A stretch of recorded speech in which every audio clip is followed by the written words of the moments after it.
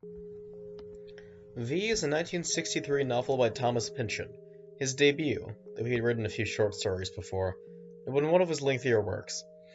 It is a good novel, but flawed, which I will now get into. The novel contains two primary parallel plot threads, each taking up roughly half the novel, that eventually coalesce, forming a V, if you will. The first plotline concerns Benny Profane, an aimless drifter described by the novel as a human yo-yo as well as a schlemiel. Benny was recently discharged from a career as a sailor and starts the novel living in Norfolk, Virginia. He quickly meets a group of bohemians that call themselves the Hull Sick Crew and spends most of the novel getting into various mainly episodic hijinks with them, along with continually hunting for a job.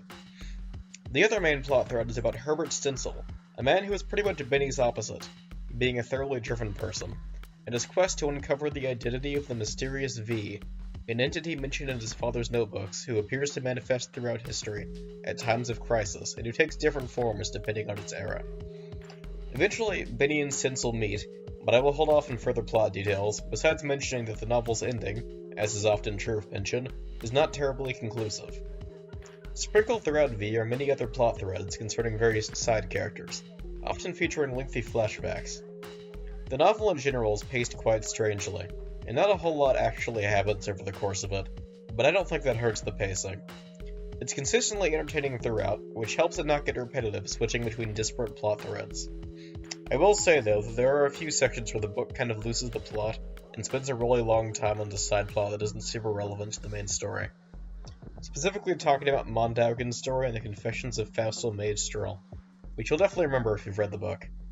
They're not too bad on their own, but they do hurt the pacing with how lengthy they both are, even though Mondaugen's story in isolation is one of my favorite parts of the book.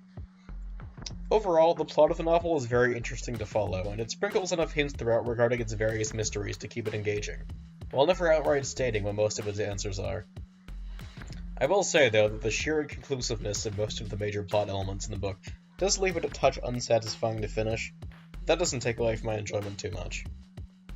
The style of the novel is pretty much immediately recognizable as Pynchon, though evidently a bit more amateurish. It contains all its hallmarks, such as stupid character names, confusing plot structures, mysterious entities that are never fully explained, and themes of paranoia and confusion.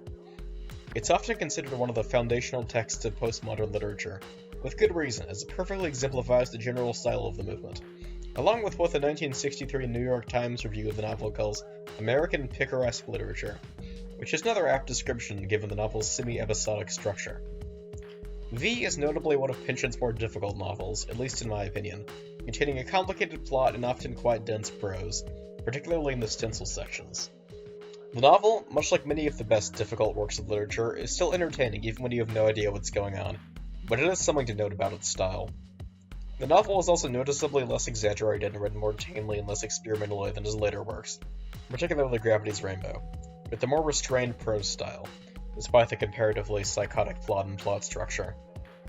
Also, despite being a little less overtly humorous than some of Pynchon's later works, V is a quite funny novel that consistently got laughs out of me, which is not super common in literature by experience.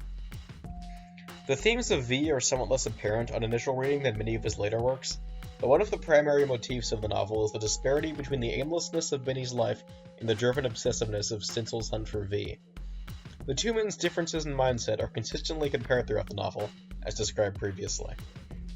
Another major theme of V that reverberates throughout the rest of Pynchon's oeuvre is that of trying to connect events to understand what's happening around you, which is tied to the general theme of paranoia, both of which are explored in the novel through Stencil's hunt for V. These themes are explored in greater detail in later works, particularly The Crying of Lot 49 and Gravity's Rainbow. The characters in the novel, similarly to the majority of Pynchon's other works, are not terribly developed. Most of them only have a few strong character traits that are explored, being otherwise flat. This doesn't take anything away from the novel, though, as complex characters are clearly not the aim of Pynchon with the story he sought to tell here. Also, much like in his other work, the character names are all completely insane, with some of my favorites being Rachel Owlglass, Fausto Maidstrel, and Fergus Mixolydian. In conclusion, V is not one of Pynchon's strongest works, with some slight pacing problems and feeling a little unsatisfying, but it is overall a quite good novel and worth the read if you enjoy the difficult literature.